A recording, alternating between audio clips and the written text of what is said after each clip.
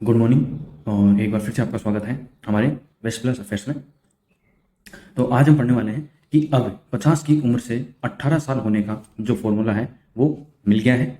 और ये व्यक्ति आपको दिख रहा होगा, ठीक है। ये कौन है? ये 45 साल के अमेरिकी एंटरप्रेन्योर ब्रायन जॉनसन है। तो ये क्या है, क्या नहीं है, और साइंस का क्या करिश्मा है, ये वो देख लेते हैं। आपने दिख भी रहा होगा ये थंबनेल में कि ये देखिए, ये 50 साल के व्यक्ति का हाथ, 60 साल के व्यक्ति का हाथ, और ये है 18 साल के व्यक्ति या 20 साल के या 25 साल के व्यक्ति का हाथ। तो क्या है ये पूरा मामला, आइए देखते हैं। तो हम बूढ़े क्यों होते हैं? सबसे पहले तो सवाल यही होता है कि हम बूढ़े होते कैसे हैं, क्या प्रक्रिया होती है, क्या प्रोसेस होता है, और किस कारण से हम बूढ़े होते हैं। तो देख लेते हैं किस कारण से होते हैं। हम बूढ़े क्यों होते हैं? किसी भी जीवन की शुरुआत एक सिंगल सेल से होती है। तो ये इतनी तो साइंस आपने सब पढ़ी होगी कि किसी भी जीवन की शुरुआत, यानी कि अगर जीवन की इकाई अगर किसी को माना जाता है तो वो कोशिका को माना जाता है। तो शुरुआत एक सिंगल सेल यानी कि कोशिका से होती है, जिसे एग कहते हैं। एग मतलब अंडा, ठीक है। एक सेल डिवाइड होकर दो सेल्स में कन्वर्ट होती है, मतलब एक सेल डिवाइड होकर दो सेल में कन्वर्ट होती है, जैसे कि गुणसूत्र विभाजन होता है उसी प्रकार से। आप इस पिक्चर में देख भी रहोगे, एक सेल डिवाइड होती है दो में, दो डिवाइड होती है और अन्य में। इसी तरह 2 से 4 और 4 से 8 ये क्रम चलता रहता है। इसे सेल साइकिल कहते हैं, मतलब एक सेल प्रक्रिया कहा जाता है। कई सेल्स मिलकर टिश्यू बनाते हैं, जैसे कि अपनी स्किन है, ठीक है, कोई भी अंग है शरीर का, ठीक है। कई सेल्स मिलकर वो अंग शरीर का निर्माण करते हैं, और ये टिश्यू मिलकर शरीर का एक अंग बनाते हैं। कई अंग मिलकर शरीर को जिंदा रखते हैं, जैसे कि मैं आपसे बात कर रहा हूँ और आप मेरी वीडियो देख रहे हैं। एक फिट बॉडी में 37.2 खरब सेल्स होते हैं। 37.2 खरब सेल्स। ह्यूमन सेल सिर्फ 50 बार ही डिवाइड हो सकता है। जो ह्यूमन सेल्स है वो कितनी बार डिवाइड हो सकता है? 50 बार। इसलिए एक उम्र के बाद सेल साइकिल में डिस्टरबेंस पैदा होता है, यानी कि अनियंत्रण पैदा होता है। आप इस पिक्चर के अंदर देख सकते हैं, बच्चा, बच्चे से फिर थोड़ा ये थोड़ा बड़ा हो गया, ठीक है, फिर ये किशोरावस्था में आ जाता है, ये आ गया युवा में, फिर काम करने की अवस्था में, ये फिर बूढ़ा, ठीक है, थोड़ा कम बूढ़ा, रिटायरमेंट की एज, और ये है मृत्यु के समीप होने वाली एज, ठीक है। तो एजिंग पर हुई अब तक की रिसर्च के मुताबिक सेल साइकिल में डिस्टर्बेंस बुढ़ापे की प्रमुख वजहों में से एक है, ठीक है। जो बुढ़ापे का प्रमुख कारण अगर किसी को माना जा सकता है तो वो कोशिकाओं में अनियंत्रण विभाजन को माना जा सकता है। एक थ्योरी के मुताबिक अगर इन सेल्स की एक्टिविटी पर किसी तरह का कंट्रोल किया जा सके तो इंसान की उम्र घटाई या बढ़ाई जा सकती है।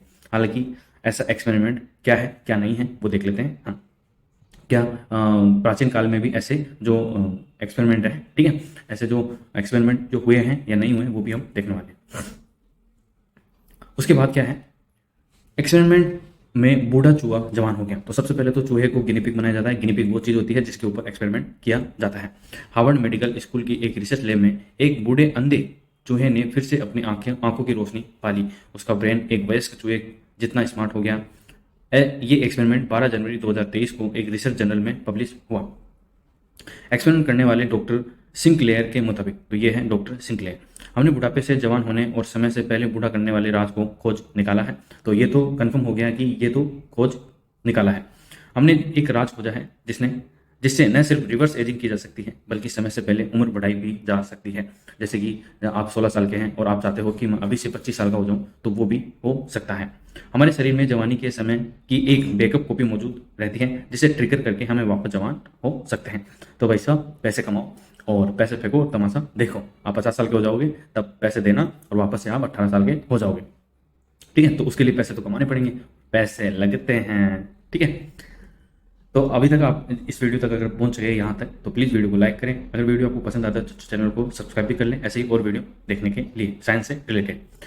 एपीजीनोम एडिटिंग तो क्या होता है? DNA targeting. एपीजीनोम वो स्विच है जिसके जरिए जीव के जवानी की स्विच को ऑन या ऑफ किया जाता है।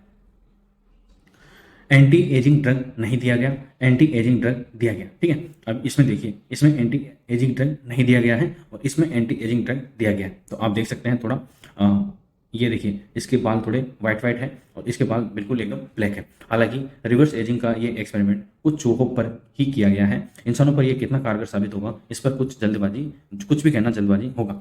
देखिए, किसी भी जो खोज होती है, इन्वेंशन होता है, उसकी शुरुआत तो जानवरों पर टेस्टिंग के लिए की जाती है शुरुआती में। लेकिन इंसानों का जो डीएनए है, इंसानों की जो शरीर की जो बनावट है वो थोड़ी अलग होती है। तो इंसानों के ऊपर कितना कारगर ये एक्सपेरिमेंट होगा, ये कहना अभी जल्दबाजी होगा। अब ये न्यूज़ जो है ये खबरों में क्यों है? तो ये व्यक्ति आपको दिख रहा होगा, ठीक है, तो कौन है ये?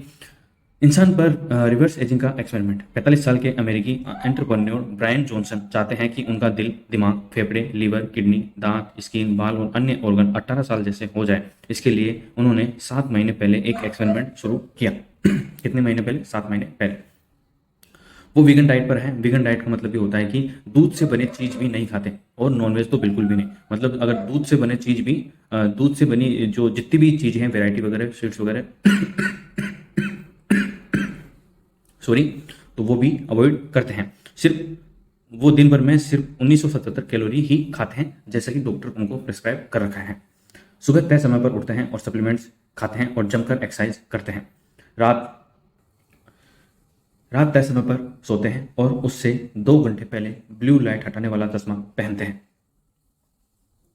हर महीने उन्हें दर्जनों मेडिकल प्रोसीजर से गुजरना पड़ता है। इनमें से कुछ काफ़ी दर्दनाक भी होते हैं। तो कोई भी चीज़ आसान तो है नहीं, उसको प्राप्त करने के लिए दर्द और स्वयं पर जो नियंत्रण है वो बनाए रखना होता है। उसके बाद इस रेस के अंदर और भी लोग शामिल हैं, मैं आपको बता दूं। ठीक है, अब जैसे ये ब्लू प्रिंट है। ठीक है, ब्रायन जॉनसन के इस प्रोजेक्ट का नाम ब्लू प्रिंट और 30 डॉक्टर्स की टीम इसकी देखरेख करती है। ब्रायन जॉनसन पर एक्सपेरिमेंट को लीड कर रहे हैं डॉक्टर ओलिवर जोलमैन का दावा है कि वो रिवर्स एजिंग में कामयाब हो गए हैं। आप देख सकते हैं इनकी फोटो। सिर्फ 7 महीने में ही अब उनका दिल 37 साल, स्किन 28 साल और फेफड़े 18 साल के शख्स के हो गए हैं। तो काफ़ी खर्च करते हैं। कितना खर्च करते हैं वो भी देख लेते हैं। इस प्रोजेक्ट पर हर साल करीब 16 करोड़ रुपए खर्च का अनुमान है। कितना? 16 करोड़ रुपए, वो भी हर साल। तो अगर आपको फिर से जवान बनना है तो कम से कम 20 करोड़ तो आपको कमाने ही पड़ेंगे। इस एक्सपेरिमेंट में उनके सेल्स एक्टिविटी में कैसे बदलाव हो रहा है, इस पर अभी कोई विस्तृत रिपोर्ट नहीं आई है। तो ये यहां तक थे ब्रायन जॉनसन। मौत टालने का फॉर्मूला खोजते बिलियनियर्स। लेरी पेज गूगल के को फाउंडर है ये। 2013 में कैलिफोर्निया लाइफ नाम से एक कंपनी लॉन्च की गई, जिसे कैलिको लैब्स भी कहते हैं। इसका काम उम्र से जुड़ी बीमारियों से निपटने के लिए दवाएं डेवलप करना और बढ़ती उम्र पर रिसर्च करना था। करीब 12,000 करोड़ खर्च करने के बावजूद रिवर्स एजिंग में कैलिको लैब ने कोई खास सफलता नहीं हासिल की। कितने? 12,000 करोड़। काफ़ी बड़ी रकम होती है। एक बार अपन जैसे लोग तो देख भी ले तो दिमाग घूम जाए। सर्गी ब्रिन गूगल के को फाउंडर। 2008 में अनाउंस किया गया कि वो पार्किंसन से पीड़ित है। पार्किंसन एक ऐसी बीमारी होती है जिसके अंदर व्यक्ति अपनी याददाश्त धीरे धीरे खोने लगता है, जिसमें ब्रेन सेल डैमेज होने लगती है। इसके बाद उन्होंने निजी तौर पर एंटी एजिंग सेल्स पर काम करना शुरू किया। उन्होंने कई ऐसी कंपनियों में पैसा इन्वेस्ट किया जो उम्र रोकने पर काम कर रही। मार्क जुकरबर्ग, ये कौन है? ये तो आप जानते ही होंगे। फेसबुक के फेसबुक के फाउंडर हैं और फेसबुक का नाम बदल के इन्होंने क्या कर दिया? मेटा कर दिया है। इन्होंने इंस्टाग्राम और व्हाट्सएप भी खरीद लिया। 2015 में भौतिक विज्ञानी स्टीफन हॉकिंग ने मार्क जुकरबर्ग से पूछा कि वो विज्ञान से किस बड़े प्रश्न का उत्तर जानना चाहते हैं। तो जुकरबर्ग, जो स्टीफन हॉकिंग्स को तो आप जानते होंगे, ठीक है, जो व्हील चेयर पर बैठे बैठे उनका ऐसे चेहरा भी ऐसा था, ऐसे मतलब वो पैरालाइज थे। ठीक है, फिर भी काफ़ी बड़े, मतलब बहुत ही बड़े विज्ञानी थे। जुकरबर्ग ने कहा, मैं जानना चाहता हूं कि हम कैसे हमेशा जिंदा रह सकते हैं, हम सभी बीमारियों का इलाज कैसे कर सकते हैं, मस्तिष्क कैसे काम करता है, आदमी सीखता कैसे है, इसके पीछे क्या साइंस है। इन सवालों की दिशा में बेहतर एक्सप्लेनेशन देने वाले वैज्ञानिकों को $3 मिलियन का प्राइज मिलता है, जिसे जुकरबर्ग भी फंड करते हैं। फिर है तो सारे बिलियनियर ही हैं, मतलब बहुत ज़्यादा पैसे वाले हैं। मौत टालने का फॉर्मूला खोजते हैं बिलियनियर्स। ठीक है, तो जैसे कि जेफ बेजोस, अमेजन के फाउंडर। तो आपको ये भी ध्यान रखना है कि इनके साथ साथ कंपनियों के जो फाउंडर हैं उनके नाम भी है। ठीक है, तो एग्जाम के अंदर डायरेक्ट क्वेश्चन वैसे भी बन जाता है। तो एक पंथ दो काज वाला सिस्टम है इसके अंदर। एल्टोस में निवेश किया है, जो सेल की हेल्थ और सेलुलर प्रोग्रामिंग के जरिए रोग, चोट और जीवन भर होने वाली अक्षमताओं को दूर करने के लिए काम कर रही है। 2022 में लॉन्च हुई यह कंपनी फिलहाल यूएस और यूके में काम कर रही है। मीडिया रिपोर्ट के अनुसार भविष्य में कैम्ब्रिज, यूके और जापान में भी इस कंपनी को लॉन्च किया जाएगा। ठीक है, अल्टोस लैब्स यूनिवर्सिटी में साइंटिस्ट के एक बड़े कैडर को हैंडसम सैलरी का लालच देकर भर्ती कर रहा है। अब तक $3 मिलियन से ज़्यादा की फंडिंग मिल चुकी है। पीटर थियल, टेक अरबपति। तो भाई साहब, अरबपति तो बनना है। एंटी एजिंग पर काम कर रही कंपनियों पर करोड़ों रुपए लगा रखे हैं, जैसे यूनिटी बायोटेक्नोलॉजी, जो एजिंग सेल्स को टारगेट करने वाली दवाएं बनाती है। मैथ्यू सेलर फाउंडेशन को $7 मिलियन दिए, जो टिश्यू इंजीनियरिंग और रीजनरेटिव मेडिसिन के जरिए बढ़ती उम्र रोकने के लिए काम करती है। अल्कोहल लाइफ एक्सटेंशन फाउंडेशन के साथ भी साइन अप किया है किन्होंने? पीटर थियल ने, जो कि एक टेक्निकल अरबपति है। साथ ही थियल फाउंडेशन के जरिए बायोटेक्नोलॉजी कंपनियों में भी निवेश किया है। फिर है लेरी एलिसन, ओरेकल के ये फाउंडर है। ठीक है, 1997 में इंसानी मौत टालने के लिए एलिसन मेडिकल फाउंडेशन बनाया गया जो उम्र संबंधित बीमारियों को लाइफ स्पेम कर सकता था। 2013 में फाउंडेशन ने नई एंटी एजिंग रिसर्च पर पैसे लगाने बंद कर दिए, लेकिन तब तक $430 मिलियन खर्च कर चुका था, तो काफ़ी बड़ी रकम होती है ये। ठीक है, मीडिया रिपोर्ट के मुताबिक साल 2020 में एलिसन एंटी एजिंग पर काम करना पूरी तरह से बंद कर कोविड पर फोकस करने लगे थे। ठीक है, उसके बाद थोड़ा प्राचीन इतिहास में जान लेते हैं एंटी एजिंग पर। तो कभी सफल नहीं हुए रिवर्स एजिंग के एक्सपेरिमेंट, जैसे कि करीब 2000 साल पहले चीनी शासक किन सी हुआंग एक स्पेशल ड्रिंक पिया करते थे जिसमें पारा मिला होता था। हुआंग का विश्वास था कि ये ड्रिंक पीने से वो हमेशा जवान बने रहेंगे, यानी अमर हो जाएंगे, लेकिन 49 साल की उम्र में उनकी मौत हो जाती है। आप ये पिक्चर देख भी सकते हैं। करीब 1600 साल पहले पूर्वी जिन राजवंश के सम्राट सिमा ने अमरता पाने के लिए केमिकल फॉर्मूले से तैयार गोली खा ली, लेकिन अमर होने के बजाय वो बीमार पड़ गए और सिंहासन छोड़ना पड़ा। 4 साल के भीतर ही उनकी मौत हो गई।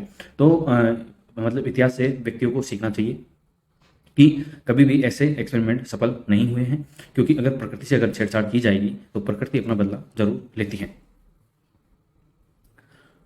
उसके बाद 17वीं शताब्दी में हंगरी की महारानी एलिजाबेथ बाथरी ने हमेशा जवान बने रहने के लिए एक विभत्स तरीका अपनाया। उन्होंने किसी ने सुझाव दिया था कि कुंवारी लड़कियों के खून से नहाने पर वो कभी बूढ़ी नहीं होगी। इसके बाद उन्होंने 1585 से 1610 के बीच 600 से भी ज़्यादा लड़कियों की हत्या कर उनके खून से नहाया। 21 अगस्त 1614 को 50 साल की उम्र में उनकी मौत हो गई। तो काफ़ी विभत्स तरीका था ये। ठीक है, तो उस समय तो राजतंत्र था। ठीक है, तो अपनी सेना के दम पर वो कुछ भी कर सकते थे। तो ये देखिए कितनी क्रूर थी ये कि 600 कुंवारी लड़कियों को मार कर उसके खून से नहाया। तो ये तो एक नर राक्षसी हो सकता है। इसके अलावा 19वीं शताब्दी में मॉरिशस के फेमस फिजियोलॉजिस्ट और न्यूरोलॉजिस्ट चार्ल्स एडोन ब्राउन सेक्वार्ड ने बढ़ती उम्र को रोकने के लिए एक अजीबोगरीब एक्सपेरिमेंट किया। उन्होंने बंदरों के टेस्टिकल्स को बुजुर्गों के निजी अंगों पर लगाना शुरू किया। उनकी थ्योरी के अनुसार इससे किसी भी आदमी की उम्र 30 साल तक कम की जा सकती है, लेकिन यह प्रयोग सफल नहीं हुआ। ठीक है, तो इस एक्सपेरिमेंट का जिक्र उनकी एक किताब में भी किया गया है, तो ये आप देख सकते हैं। तो आपकी क्या राय है एंटी एजिंग पर, और आप कितना सहमत है कि प्रकृति के साथ छेड़छाड़ करना कहाँ तक जायज़ है? आप मुझे कमेंट बॉक्स में कमेंट करके बता सकते हैं।